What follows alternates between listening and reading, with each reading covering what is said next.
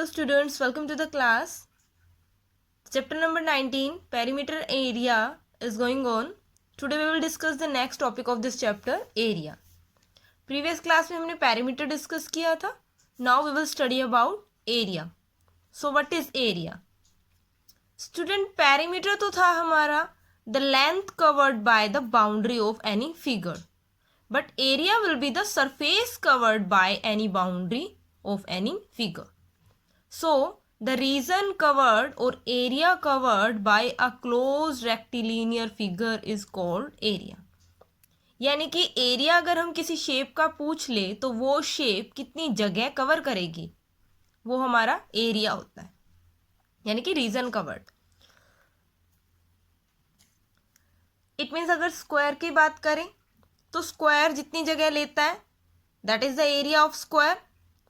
Rectangle की बात करें तो रेक्टेंगल जितनी जगह लेगा, एरिया ऑफ रेक्टेंगल, या any other shape, any shape can be there. So area is region covered by a close rectilinear figure is called area. I am taking this paper as example. This is of square size student, this is of square shape and ये इसकी one side है and ये इसकी second side है, ये third and fourth, but four sides are equal.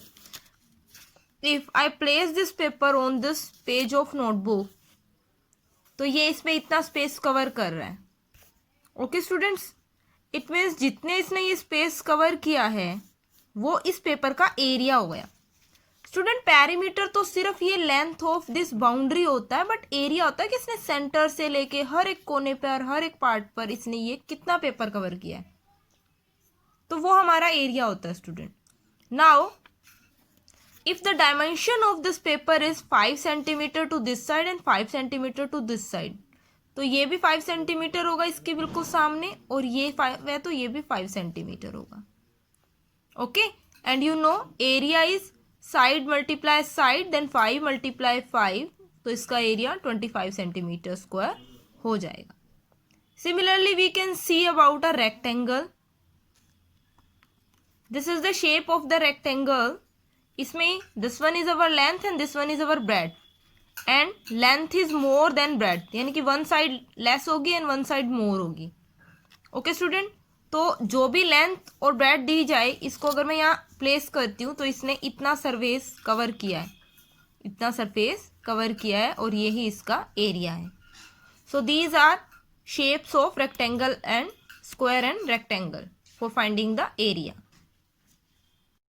The unit of area will be unit square, meter square, centimeter square. That depends on the unit. Unit कुछ भी हो सकती है, उसका स्क्वायर उसकी यूनिट होती है. अगर मीटर में हुआ देन मीटर स्क्वायर, अगर सेंटीमीटर में हुआ then centimetre square is the unit of area. अब डिफरेंट टाइप की शेप्स होती हैं हमारे पास. Find the area. We will discuss here two type of area, area of square and area of rectangle. So what is area of square? Student, you know the shape of the square is like this. All sides are equal, जिसमें सभी sides क्या होती हैं, equal होती हैं. It means अगर इस side की वैल्यू a है तो ये भी a, ये भी a और ये भी a ही रहेगी. Okay student, and the area is length cross breadth. तो इसमें length भी a है और breadth भी a है. It means length भी एक side है और वहीं साइड उसकी ब्रेड्थ है. Side sides, all sides are same, so length multiply breadth, it means side multiply side, और इन दोनों को मल्टीप्लाई करूंगी that will be side square.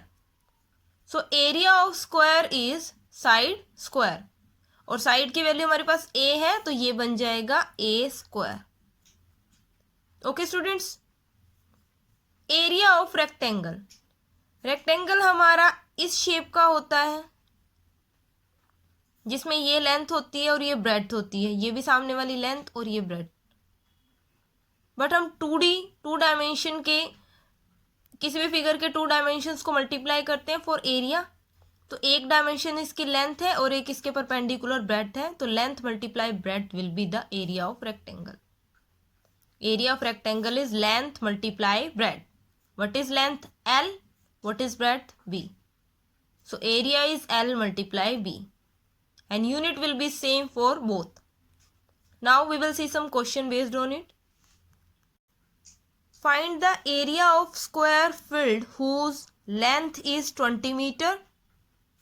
Also find the cost of grassing the field at the rate of rupees 1.50 पैसा पर metre square. पहले में area find out करना of the square field whose length is given this. Length breadth दोनों यही होंगी because both are same in the shape of figure. इसको हम साइड भी बोल सकते हैं. So we can write it side और length anything of square is given 20 meter. Area of square will be side multiply side. अभी आपने formula किया है side multiply side. So what is side 20? What is second side 20? Multiply करेंगे then 2 is 4 and 0 0 here. और unit हमारी metre थी तो metre square हो जाएगा स्टूडेंट्स. आई टोल्ड यू जो भी यूनिट होगी उसका स्क्वायर हो जाएगा यूनिट, बिकॉज दो टाइम कर रहे हैं ना स्टूडेंट हम. यहाँ पे भी आपके पास 20 मीटर है और यहाँ पे भी 20 मीटर है. We will multiply 20 by 20 and metre metre 2 times होके मीटर स्क्वायर बन जाएगा.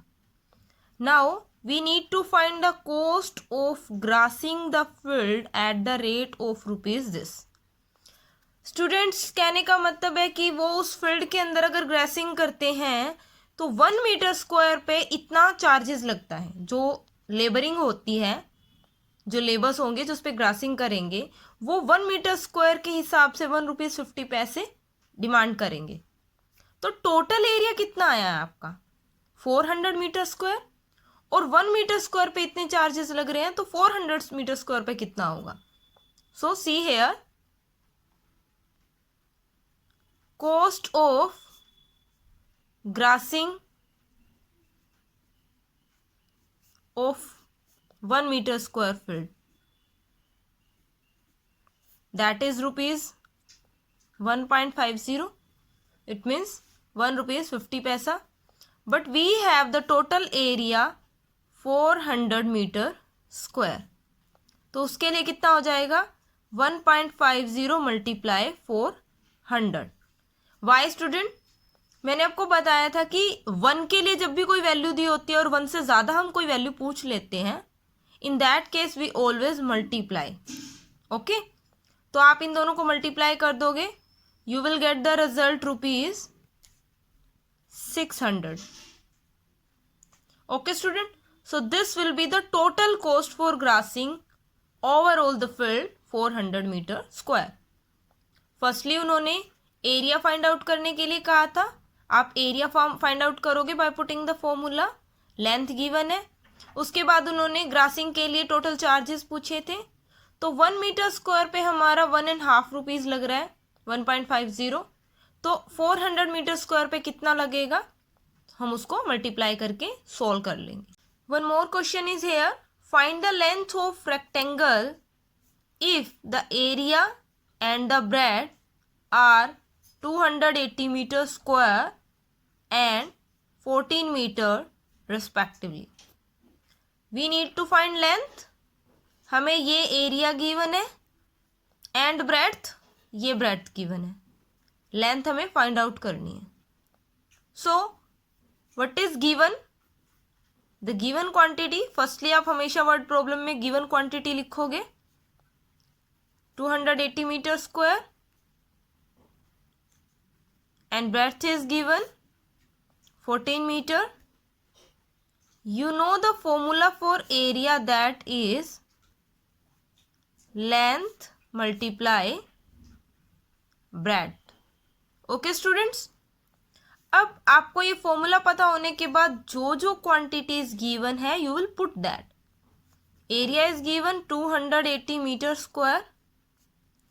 Length we don't know because in the question they are asking about the length. What is breadth given? 14 meter. तो लेंथ आपकी हमें ऐसे निकालनी है, उसके साथ जो भी क्वांटिटी मल्टीप्लाई में है that will be in divide two the other side of the equal. आपको ये रूल पता है ना स्टूडेंट कि अगर इज इक्वल टू के एक तरफ कोई वैल्यू मल्टीप्लाई में होती है तो दूसरी तरफ जाके वो डिवाइड में हो जाती है। So it will be 280 upon 14। Okay, ये मीटर स्क्वायर था, ये मीटर है, metre square means metre multiply metre, 2 times metre. We will cut that 14 2 is 28 and 1 0 here। 14 2 is 28 and 1 0 here। 2 time metre से 1 मीटर कैंसिल आउट हो जाएगा, हमारे पास 20 metre left होगा। It means what is length, that is 20 metre, और हमें वहीं find out करनी थी बिकॉज टोटल फॉर्मूले में हमारे पास यहाँ पे 3 अननोन क्वांटिटीज है, एरिया, लेंथ एंड ब्रेड्थ, तीनों ही अननोन है। बट जब क्वेश्चन पूछते हैं उन तीनों में से कोई भी 2 नोन क्वांटिटी आपको देगा, अगर लेंथ एंड ब्रेड्थ दे दी तो दोनों पुट करके एरिया आ जाएगा, एरिया एंड लेंथ दे दी then breadth we can find out, area and breadth given then length we can find out. So this is all about to find out the area of square and rectangle fields. Thank you.